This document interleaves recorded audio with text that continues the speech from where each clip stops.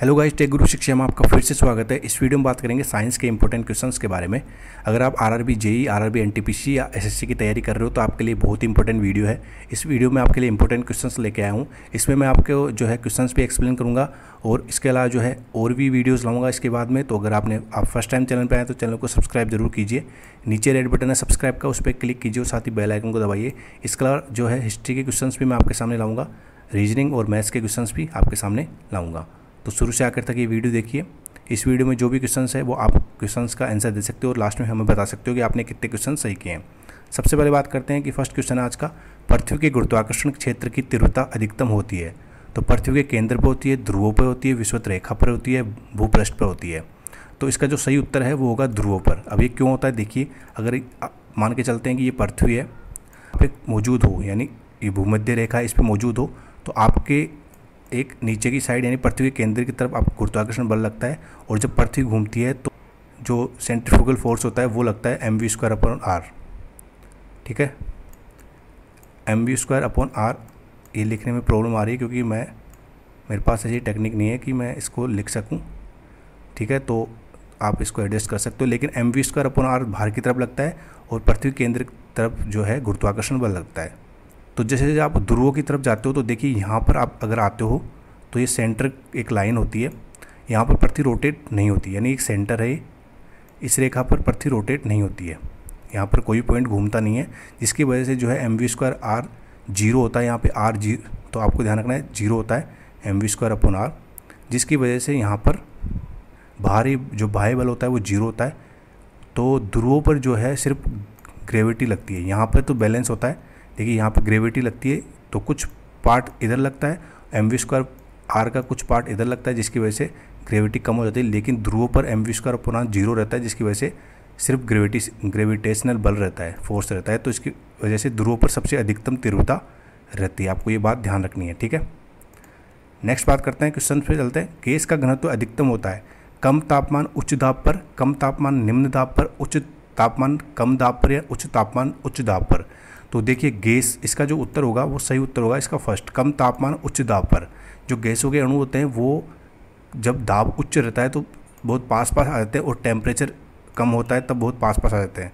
जब दोनों कंडीशन रहती है तो ये सबसे सही कंडीशन रहती है, जिसकी वजह से जो है इसके अणु बहुत पास पास आ जाते हैं, जिसकी वजह से इसका घनत्व जो है सबसे अधिकतम हो जाता है। तो कम तापमान और उच्च दाब पर घनत्व जो होता है सबसे कम अधिकतम हो जाता है। ठीक है, गैस का और आयतन सबसे कम हो जाता है, अणु बहुत पास पास आ जाते हैं, तो इसका उत्तर होगा फर्स्ट। ठीक है, अगर आपको वीडियो पसंद आ रहा है तो लाइक ज़रूर कीजिए।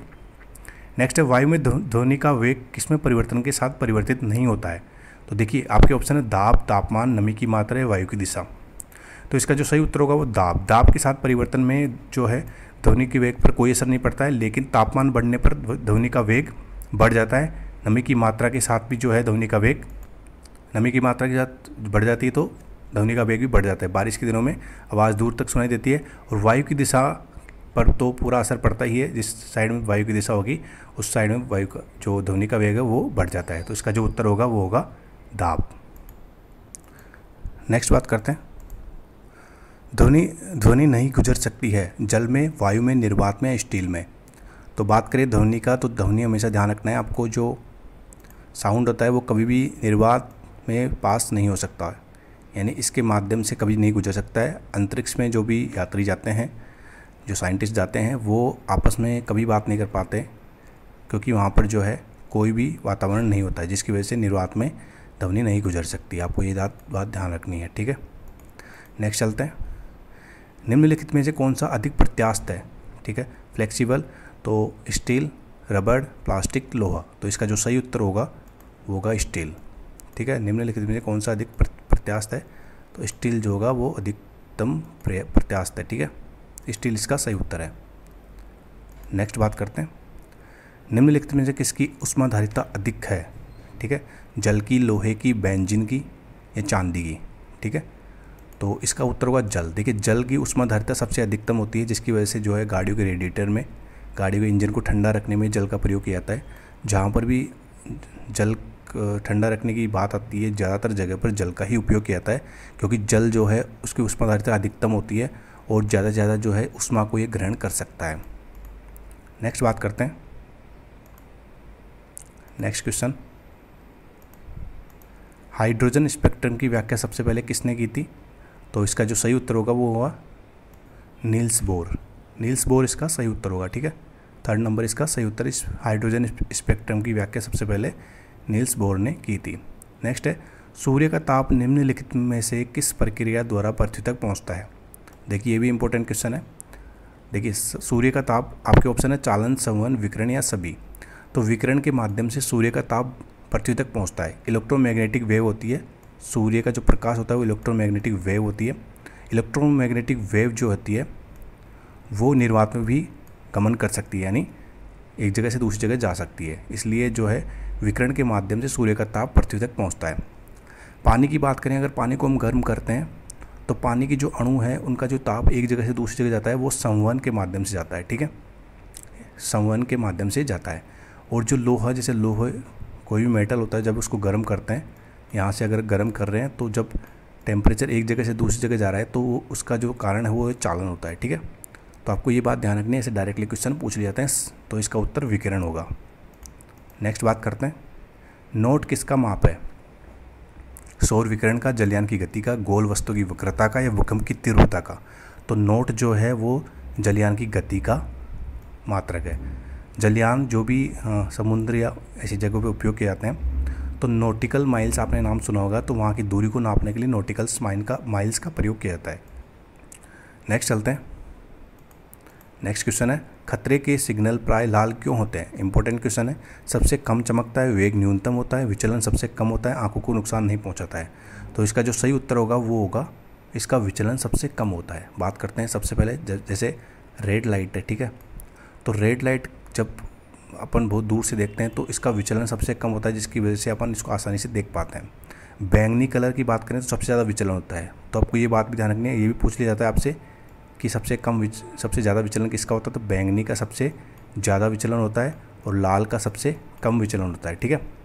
तो आपको ध्यान रखना है लाल का सबसे कम विचलन होता है, इसकी वजह से रेड लाइट में लाल रंग का उपयोग किया जाता है। नेक्स्ट बात करते हैं, सूर्य के द्वारा उत्सर्जित ऊर्जा का कारण है नाभिकीय विखंडन, नाभिकीय संलयन, रासायनिक अभिक्रिया, उपरोक्त सभी। तो सूर्य द्वारा उत्सर्जित जो ऊर्जा होती है वो नाभिकीय संलयन के माध्यम से होती है। नाभिकीय संलयन इसका उत्तर सही है। वहाँ पर जो अभिक्रिया होती है वो नाभिकीय संलयन होती है, जिसकी वजह से ऊर्जा मिलती है, ठीक है। हाइड्रोजन, वहाँ पे दो हाइड्रोजन की अधिकतम मात्रा होती है, आपको पता है। 2 हाइड्रोजन मिलकर हीलियम बनाते हैं और उसमें ऊर्जा उत्सर्जित होती है जो सूर्य द्वारा पृथ्वी तक पहुँचती है, ठीक है। और जो परमाणु बम होता है वो नाभिकीय विखंडन होता है उसमें। नेक्स्ट बात करते हैं, प्रकाश का वेग सबसे पहले किसने मापा था? आपके ऑप्शन है आइंस्टीन ने, न्यूटन ने, रोमन ने या गैलीलियो ने। तो उस प्रकाश का वेग की बात करें सबसे पहले जो मापने की बात हो रही है, तो मापने में रोमन ने सबसे पहले मापा था प्रकाश का वेग, ठीक है। रोमन ने सबसे पहले प्रकाश का वेग मापा था। और इसकी अगर बात करें वैल्यू की तो 3 × 10⁸ मीटर पर सेकेंड इसकी वैल्यू होती है, मीटर पर सेकेंड, ठीक है। आपको ये बात ध्यान रखनी है, 3 × 10⁸ मीटर पर सेकेंड। नेक्स्ट है, वायुमंडल में परावैंगनी किरणों का अवशोषण कौन करता है? नाइट्रोजन, ओजोन, हीलियम या ऑक्सीजन। तो इसका जो सही उत्तर है वो है ओजोन। ओजोन जो है वायुमंडल में जो परावैंगनी किरणें, यानी सूर्य के प्रकाश में परावैंगनी किरणें होती है, अल्ट्रावायलेट रे, तो वो जब पृथ्वी तक पहुंचती है तो ओजोन उसका अवशोषण कर लेती है। अगर ये पृथ्वी तक पहुंचे तो ये बहुत ही डेंजर होती है अपने शरीर के लिए, कैंसर का कारण भी ये बनती है, ठीक है। तो ओजोन जो है वो स्ट्रेटोस्फीयर में पाई जाती है। पहला आता है ट्रोपोस्फीयर, फिर आता है स्ट्रेटोस्फीयर जिसमें यह ओजोन लेयर होती है, फिर मेसोस्फीयर, ठीक है, फिर थर्मोस्फीयर, फिर एक्सोस्फीयर। तो इस प्रकार से ये लेयर्स होती है जिसमें स्ट्रेटोस्फीयर में जो है ओजोन लेयर पाई जाती है। नेक्स्ट बात करते हैं, लैंप की बत्ती में तेल ऊपर कैसे चढ़ता है? बत्ती में तेल का विसरण होता है केसी की क्रिया परिघटना के कारण, पृष्ठीय तनाव परिघटना के कारण तेल बहुत हल्का होता है। तो जो केसी की क्रिया होती है, केसी की क्रिया, उसके द्वारा लैंप की बत्ती में तेल ऊपर चढ़ता है, ठीक है। और जो ज़मीन होती है उसमें जो नीचे ज़मीन के अंदर जो पानी होता है वो भी ऊपर केसी की क्रिया द्वारा ऊपर आता है, ठीक है।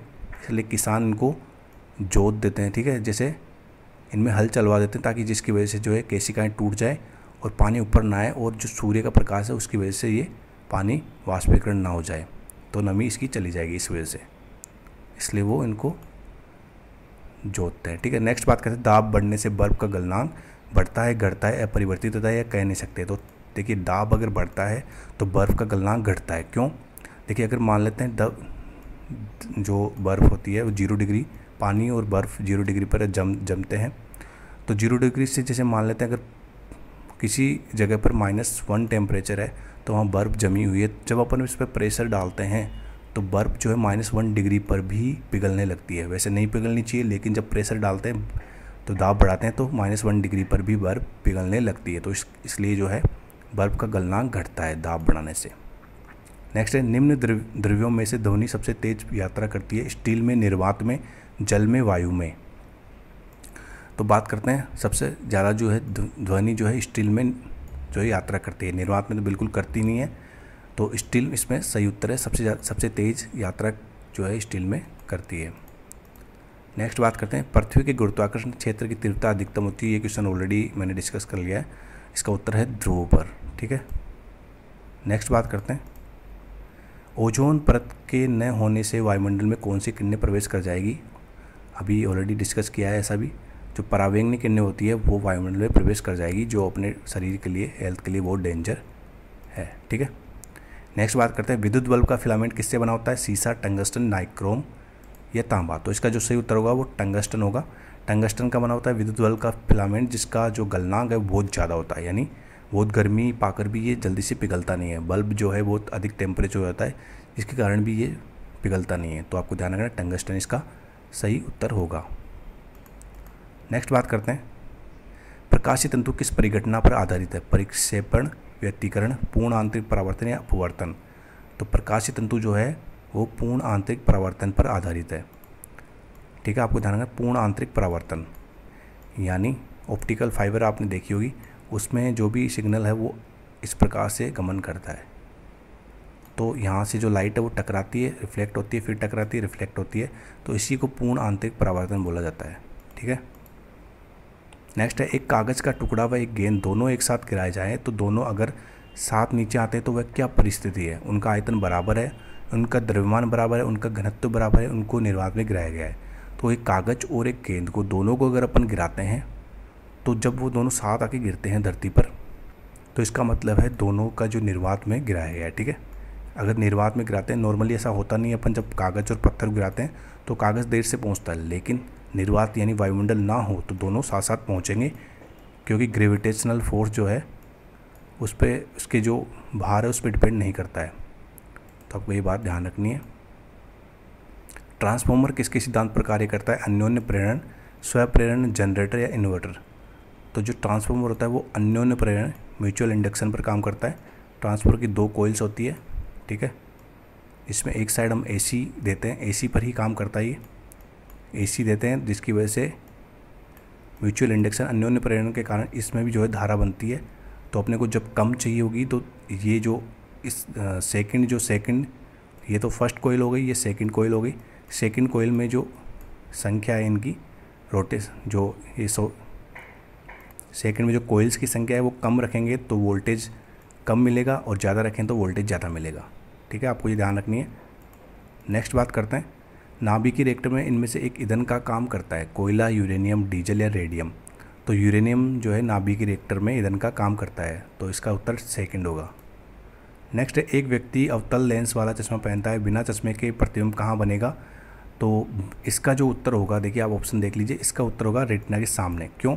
अवतल लेंस का अगर वो चश्मा पहनता है तो देखिए अवतल लेंस का मतलब होता है, अगर वो अवतल लेंस का पहन रहा है तो उसके निकट दृष्टि दोष है, निकट दृष्टि मायोफिया है उसका निकट दृष्टि दोष। ठीक है, तो उसमें क्या होगा कि दूर की वस्तु उसे साफ नहीं दिखाई देगी, तो इसलिए उसको अवतल लेंस वाला चश्मा पहनना पड़ेगा। मान लेते हैं ये रेटिना है, तो इसके सामने यहाँ पर प्रतिबिंब बनेगा, जो यहाँ बनना चाहिए वो यहाँ बनेगा, लेकिन जब उसने अवतल लेंस पहना, ठीक है, तो वो जो किरणें आएगी वो यहाँ पर मिल जाएगी और यहाँ पर उसका प्रतिबिंब बनेगा, जो आसानी से वो देख पाएगा।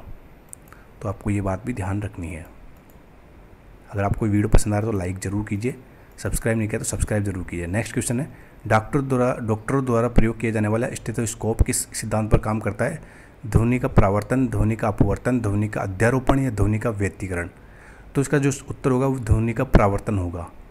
इसलिए तो इसको आपने देखा ही होगा, डॉक्टर द्वारा जो प्रयोग किया जाता है तो उसका धड़कन नापने या और भी धड़कन, नॉर्मली तो धड़कन नापने के लिए ही उपयोग किया जाता है, तो ध्वनि के परावर्तन पर एक काम करता है वो। नेक्स्ट है, यदि तांबे की तार की लंबाई 2 गुनी कर दी जाए तो उसका प्रतिरोध क्या होगा? 2 गुना, 4 गुना, आधा या 1/4। देखिए ऐसे क्वेश्चन जो है थोड़े कन्फ्यूजन है।